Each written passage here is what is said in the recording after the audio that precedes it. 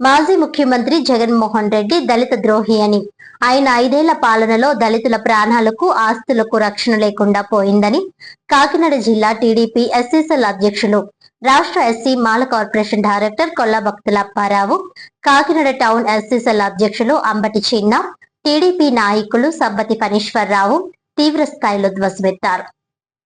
కాకినాడ జిల్లా తెలుగుదేశం పార్టీ కార్యాలయంలో ఏర్పాటు చేసిన మీడియా సమావేశంలో వారు మాట్లాడుతూ వైసీపీ హయాంలో దళితులపై జరిగిన దాడులు, అన్యాయాలను తీవ్రంగా ఖండించారు. కేవలం ఎన్నికల సమయంలో ఓట్ల కోసమే దళితులను వాడుకునే జగన్ కు వారి గురించి మాట్లాడే అర్హత లేదని స్పష్టం చేశారు. వైసీపీ హయాంలో దళితులపై జరిగిన దారుణాల్లో దళిత డ్రైవర్ సుబ్రహ్మణ్యం హత్య ఘటన అత్యంత దారుణమైందని, జగన్ సొంత పార్టీ ఎమ్మెల్సీ ఒక దళితుడిని దారుణంగా చంపి ఆ మృతదేహాన్ని డోర్ డెలివరీ చేసిన కనీస చర్యలు తీసుకోలేదని ఆరోపించారు. పైగా అటువంటి నేరస్తుడికి అభయం ఇస్తూ జగన్ రెడ్డి అతన్ని తన వెంటేసుకుని తిరగడం దళిత సమాజాన్ని అవమానించడమేనని ఆగ్రహం వ్యక్తం చేశారు. ఇది జగన్ పాలనలోని రాక్షసత్వానికి సజీవ సాక్ష్యమని ఆరోపించారు. ఈ సమావేశంలో టీడీపీ ఎస్సీసీఎల్ నాయకులు బచ్చల కామేశ్వరరావు, చట్ర ఇమాన్యుయలు తదితరులు పాల్గొన్నారు.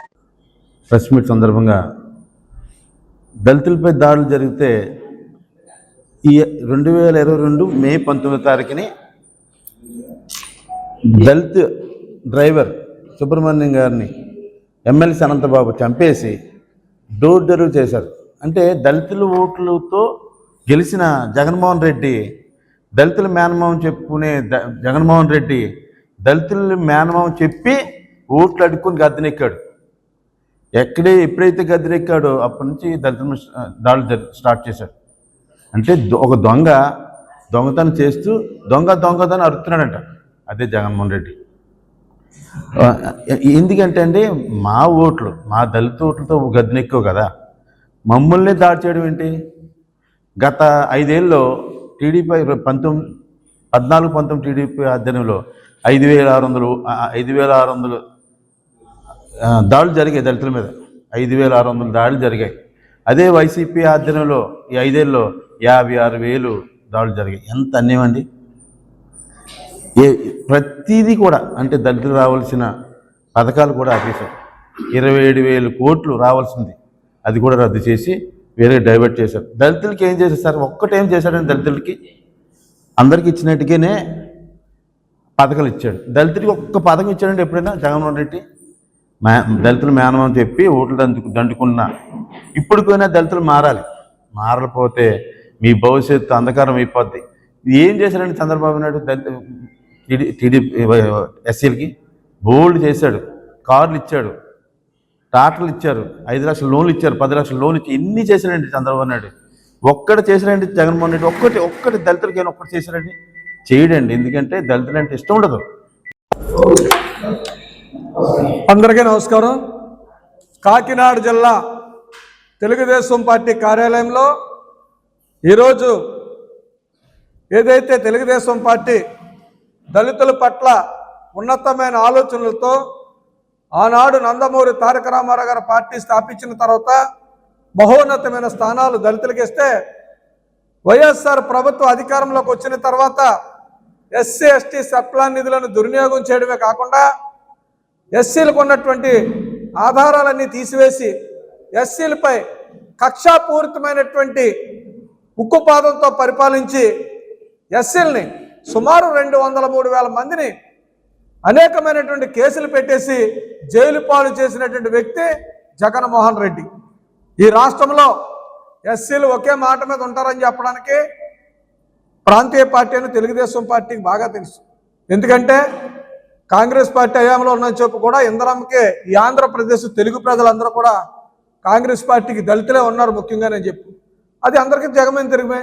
అందుకనే తెలుగుదేశం పార్టీ కూడా ఒక స్టాండ్ తీసుకుని దళితుల్ని, బీసీలని వాళ్ళ యొక్క ఆర్థిక పరిస్థితులని మెరుగుపరుస్తూ ఆకర్షించుకోవడానికి అనేకమైనటువంటి కార్యక్రమాలు పెట్టి నందమూరి తారక రామారావు గారు స్పష్టమైన తెలుగులో కూడు గూడు నీడ అనేటువంటి అనేకమైన సంక్షేమ పథకాలు పెట్టి ఎస్ఎల్ని దగ్గర చేసుకుని అప్పుడున్నటువంటి పరిస్థితుల్లో సమితిల్ని రద్దు చేసి మండలాలను ఏర్పాటు చేసి దళితులకి రాజకీయ హక్కును కల్పించారు. బాబాసాహెబ్ అంబేద్కర్ గారు ఏదైతే రాజకీయ గొడుగేశారో ఆ గొడుగు కింద ప్రాంతీయ పార్టీ తెలుగుదేశం పార్టీ పనిచేసి దళితులకి గ్రామ స్థాయిలో ఎంపీటీసీ సర్పంచుల నుంచి జిల్లా పరిషత్ నుంచి భారతదేశ అత్యున్నతమైన స్థానం దాకా తెలుగుదేశం పార్టీ తీసుకెళ్తే జగన్మోహన్ రెడ్డి గారికి 50-65% దళితులు ఓటేసి మా సొంత మనిషి మా పార్టీ అని చెప్పి దళితులు ఏదైతే ఎస్సీ మాలా మాదిగి రెల్లిలు జెండా భుజాన పెట్టిన కాయ కాసిపోయేలా పనిచేసి జగన్మోహన్ రెడ్డి నెగ్గితే మొట్టమొదటిగా కోడికత్తి సీనిని 5 సంవత్సరాలు ఏ బేలు లేకుండా జైల్లో మగ్గిపోయేటట్లు చేశారు ఆ యొక్క జనుపల్లి శ్రీనివాస్ అన్న అతన్ని. తర్వాత అధికారంలోకి వచ్చాక వైఎస్ఆర్ పార్టీ నేత చిత్తూరు జిల్లా మదనపల్లిలో ప్రతాప్ అనేటటువంటి ఒక ఎస్సీ క్యాండిడేట్ని అతను వైఎస్ఆర్ పార్టీ కార్యకర్త అతను కూడా మందు రేట్లు పెంచేశారు, ఇష్టానుసారంగా స్వీట్ మందు అందుతున్నారు అన్నందుకు చంపేసి నెట్టి పాడేసేసారు. అలాగే మన కాకినాడ జిల్లాకు వచ్చేటప్పటికి ఈది సుబ్రహ్మణ్యం అనేటువంటి డ్రైవర్ని ఎమ్మెల్సీ అనంతబాబు అతి ఘోరంగా నేను మీ దగ్గర ఉద్యోగం చేయలేను, నా భార్య 3వ నెల వచ్చింది, మీరు రాత్రులు పొగలు ఎప్పుడు పడతా టైంలో పిలిస్తే నేను వచ్చి చేయలేను అని చెప్పినందుకు ఆయన ఏదైతే గతంలో అనేకమైన మాఫియాలు ఉన్నాయో ఈయనకి అనంతబాబు గారికి అవన్నీ కూడా డ్రైవర్కి తెలుసు కనుక ఈడు ఎక్కడైతే నా దగ్గర పని మానేసేసిన రహస్యాలన్నీ బయట పెడతారని చెప్పి అనంతబాబు ఒక రాత్రి 10 గంటలకు వచ్చి డ్రైవర్ సుబ్రహ్మణ్యాన్ని ఇంటి దగ్గర నుంచి తీసుకెళ్లి చంపేసి వారింటికి తీసుకొచ్చి ఒక 2 టౌన్ పోలీస్ స్టేషన్ కాకినాడ నడిబడిలో కూతువేటు దూరంలో ఉన్నటువంటి పోలీస్ స్టేషన్ దగ్గర తల్లిదండ్రులు ఉంటే ఆ సెలర్లోకి కారులో తీసుకొచ్చి 2 లక్షల రూపాయలు వారి తల్లికి వారి పిల్లలకి ఇచ్చి తల్లికి తండ్రికి తల్లి లోకరత్నానికి తండ్రి సత్యబాబుకి ఇచ్చి మీ అబ్బాయిని తీసుకుని నడండి మా ఆవిడాల్లో సమాజ్ చేసేద్దామండి. ఎంత ఘోరం అండి. ఒక వ్యక్తి ఒక కోడునో మేకనో సైకిల్తో కానీ బండితో కానీ గుద్దితే వెనకాల ఎవరున్నారు ఎదురున్నారని చూసి భయపడిపోయి మారిపోయే పరిస్థితిలో అధికార అహంకారంతో అధికారి మదముతో జగన్మోహన్ రెడ్డి పార్టీలో ఉన్నటువంటి ఎమ్మెల్సీ అనంతబాబు ఒక మనిషిని ఒక దళితుడిని ఒక మాల సామాజిక చెందినటువంటి సుబ్రహ్మణ్యాన్ని అతి ఘోరంగా 30 పిడిగుద్దులతో భయంకరమైన దెబ్బలు కొట్టి అప్పచెప్పినట్టు చరిత్ర అయితే మాలలు కానీ మాదిగలు కానీ రెల్లిలు కానీ మంచి హక్కిచ్చి రిక్షాకి ఆటోకి పరిమితం కాదు, మీరు ఇన్నోవా కారులు తెచ్చుకోండి పొందాగా బతకండి అని చెప్పేసి నారా చంద్రబాబు నాయుడు గారు మాకు అన్ని రకాలు కలిపితే దాన్ని కూడా పక్కకు తొలగించేసినటువంటి వ్యక్తి జగన్మోహన్ రెడ్డి. ఎస్సీ అంటేనే ఈ యొక్క రాష్ట్రంలో బహు దూరంగా పెట్టేటటువంటి భయంకరమైన వాతావరణం సృష్టించి దళితుల మీద అనేకమైన ఎస్సీల మీద ఎస్సీ కేసులు పెట్టి లేనిపోయినట్టుగా క్రైమ్లుగా క్రిమినల్గా వాడుకుని దళితుల్ని అనేక రకాల ఇబ్బందులు పెట్టినటువంటి జగన్మోహన్ రెడ్డికి బుద్ధి చెప్పడానికే తెలుగుదేశం పార్టీకి అత్యధిక మద్దతు ఇచ్చి ఇతనికి 11 సీట్లతో కూర్చోబెట్టడానికి కారణం ఏంటంటే దళితులపై నువ్వు అనాథంగా ఉక్కుపాదం మోపినందుకు అని చెప్పి తెలియజేసుకుంటూ ఈరోజు ఏదైతే కాకినాడ జిల్లా నేను బాల కార్పొరేషన్ డైరెక్టర్గా ఇదే జిల్లా నుంచి లోకసభాపతిగా జిఎంసీ బాలయ్య కానీ ఎస్సీలకు ఏ పదవి ఇచ్చినా సరే ఆ పదవిలో నమ్మకంగా ఉంటాం, ఆ పార్టీకి గౌరవం తెస్తాం, ఆ పార్టీ ఉన్నంతకాలం కూడా నమ్మకంగా కొనసాగే వ్యక్తులు ఉన్నామని చెప్పేసి ప్రభుత్వం కూడా మమ్మల్ని గుర్తించి నారా చంద్రబాబు నాయుడు గారు మా మాట తెచ్చుకుని మా నాటి తెలుసుకుని అనేక రీతిగా ఆర్థికంగా విద్యాపరంగా అభివృద్ధి చేస్తే మమ్మల్ని అంతా తొంగలో తొక్కేసిన వ్యక్తి జగన్మోహన్ రెడ్డి. ఈ జగన్మోహన్ రెడ్డి పరిపాలనలో మాకు జరిగిన అన్యాయాల్ని ప్రతి వీధికి ప్రతి వ్యక్తికి చెప్పి నువ్వు మళ్ళా అధికారంలో రాకుండా దళితులంటే ఇట్లా చూపించమని తెలియజేసుకుంటూ Andhra Pradesh SC Mala corporation director Kollabaddula అప్పరగా మిమ్మల్ని హెచ్చరిస్తూ ఉన్నాం. అందరికీ నమస్కారం. దళిత ద్రోహి జగన్మోహన్ రెడ్డి, దీనికి ఉదాహరణ ఏంటంటే నేటికి డ్రైవర్ సుబ్రహ్మణ్యం వీధి సుబ్రహ్మణ్యం చనిపోయి 3 సంవత్సరాలు కంప్లీట్ అయింది, 4వ సంవత్సరం అయింది. అయితే వైసీపీ హయాంలో దళితులపైనే ఎస్సీ ఎస్టీ అట్రాసిటీ కేసు నమోదు చేయించినటువంటి చరిత్ర ఇది దేశంలో ఎక్కడ జరిగి ఉండదు. దళిత ద్రోహి జగన్మోహన్ రెడ్డి వైసీపీ ప్రభుత్వం అని మేము ఇంకా గట్టిగా చెప్పడానికి మా దగ్గర చాలా ఆధారాలు ఉన్నాయి. కారణం ఏమిటంటే డ్రైవర్ సుబ్రహ్మణ్యాన్ని హత్య చేసింది మీ పార్టీ ఎమ్మెల్సీ. నేనే చంపాను, ఇదిగో మీ శవం తీసుకెళ్ళి తగలబెట్టుకోండి అని డోర్ డెలివరీ చేసినటువంటి చరిత్ర వైసీపీ ప్రభుత్వాన్ని, వాళ్ళ ఎమ్మెల్సీది.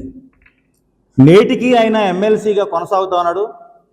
కనీసం పార్టీ సభ్యత్వం కూడా రద్దు చేయనటువంటి చరిత్ర వైసీపీ ప్రభుత్వాన్ని. అంటే వైసీపీ ప్రభుత్వం దళితుల ఓట్లతో అధికారంలోకి వచ్చి దళితుల మీద దాడులు జరుగుతున్నప్పుడు వేడుక చేసుకున్నారు తప్ప ఏనాడు కనీసం ఒక సంతాప సభ పెట్టడం కానీ, వాళ్ళని వెళ్ళి పలకరించడం కానీ, దళితుల్ని దూరం జరగడానికి చూశారు తప్ప దగ్గర తీసుకునే ప్రక్రియ ఎక్కడ జరగలే. ఉదాహరణకి దళితుల మీద దాడులతో పాటు దళిత అభివృద్ధికి వ్యతిరేకి జగన్మోహన్ రెడ్డి అన్నదానికి కొన్ని విషయాలు చెప్తాను. ఎందుకంటే 2014, 2019 విడిపోయిన ఆంధ్రప్రదేశ్కి ఎన్ఎస్ఎఫ్డిసిని తీసుకొచ్చి వేలాది మంది దళితులకు ఎన్నో 5 లక్షల నుంచి 50 లక్షల దాకా యూనిట్స్ ఇచ్చి వాళ్ళ ఫైనాన్షియల్ డెవలప్మెంట్ చేయడానికి చూసింది తెలుగుదేశం ప్రభుత్వం. మరి 2019 నుంచి 2024 దాకా ఒక్క ఎస్సీకి లోన్ ఇచ్చావా? ఎక్కడ పోయింది ఎన్ఎస్ఎఫ్డిసి? అంటే నువ్వు దళితులకు వ్యతిరేకవా? దళితుల అభివృద్ధికి వ్యతిరేకవా? ఏంటి నీ ఆలోచన? అసలు నీ స్టాండ్ ఏంటి అసలు చెప్పు. మళ్ళీ కూటమి ప్రభుత్వం 2024 వచ్చింది. మళ్ళీ దళితులకు సంబంధించిన సంక్షేమ ఫలాలన్నీ అమలు చేస్తామని చెప్తోంది. భవిష్యత్తులో ఎన్ఎస్ఎఫ్డిసి కూడా అమలు జరుగుతూ ఉంది. అయితే ఇంకో విషయం చెప్తున్నా, మరి కోవిడ్ టైంలో 2019లో మరి డాక్టర్ సుధాకర్ గారిని ఏ విధంగా చంపారు? రోడ్డు మీద ఒక తీవ్రవాదిని పట్టుకుని డాక్టర్ తీసుకొచ్చి రోడ్డు మీద పడుకోబెట్టి అతను కేవలం మాస్క్ అడిగానే కదా, మీ ప్రభుత్వంలో మాస్కే లేదు అని అడిగినందుకే కదా చంపేశారు. అంటే దళితులు మాట్లాడే హక్కు లేదు వైసీపీ ప్రభుత్వంలో, దళితులు ప్రశ్నించే హక్కు లేదు వైసీపీ ప్రభుత్వంలో. అంచేత ఎప్పటికీ వైసీపీ ప్రభుత్వం దళిత వ్యతిరేక ప్రభుత్వమే, అందులో డౌట్ ఏమి లేదు.